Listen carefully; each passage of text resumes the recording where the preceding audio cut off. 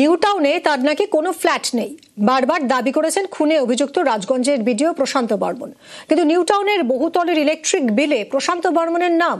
অভিযোগ, এই বহুতলেই সোনা ব্যবসায়ীকে পিটিয়ে খুন করা হয়, তারপর দেহ ফেলা হয় যাত্রাগাছিতে।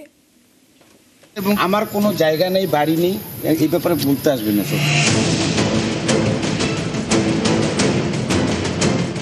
সোনা ব্যবসায়ীকে খুনে অভিযুক্ত রাজগঞ্জের বিডিও প্রশান্ত বর্মন।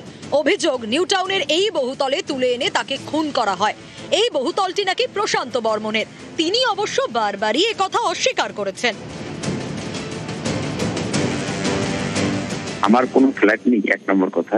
দু নম্বর কথা, পুরোপুরি অভিযোগটাই মিথ্যা এবং চক্রান্তের শিকার। আমি তো এত বোকা নই, আইন তো জানি, আইনকে এখনো আমি হাতে নিতে পারবো না। বিডিও প্রশান্ত বর্মনের দাবি, নিউ টাউনের বহুতল তার নয়। এবার দেখুন এই বিল, বহুতলের ইলেকট্রিক বিল। ইলেকট্রিক বিলে নাম প্রশান্ত বর্মন।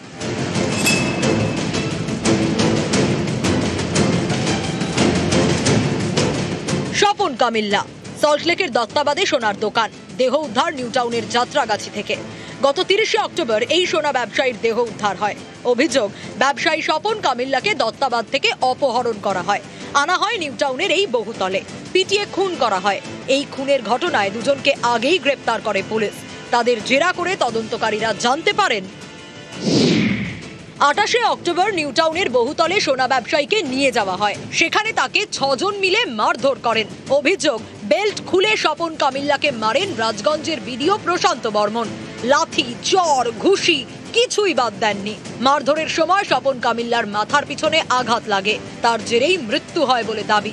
ধৃতদের জেরা করে পুলিশ জানতে পেরেছে, বিডিওর নির্দেশেই নীলবাতির গাড়ি করে সোনা ব্যবসায়ীর দেহ ফেলা হয় নিউ টাউনের যাত্রাগাছিতে।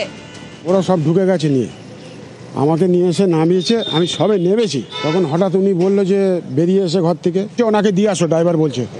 ওনাকে কোন জায়গা নিয়ে গেল? ও ভেতরে ঢুকিয়ে দিল, এরকম ঘরে ঢুকিয়ে দিল। নিউ টাউনের এই বহুতল নাকি রাজগঞ্জের বিডিও প্রশান্ত বর্মনের, যদিও তিনি মানতে নারাজ। এরই মাঝে এবার সামনে এলো ইলেকট্রিক বিল। বহুতলের বিদ্যুৎ বিলে প্রশান্ত বর্মনের নাম।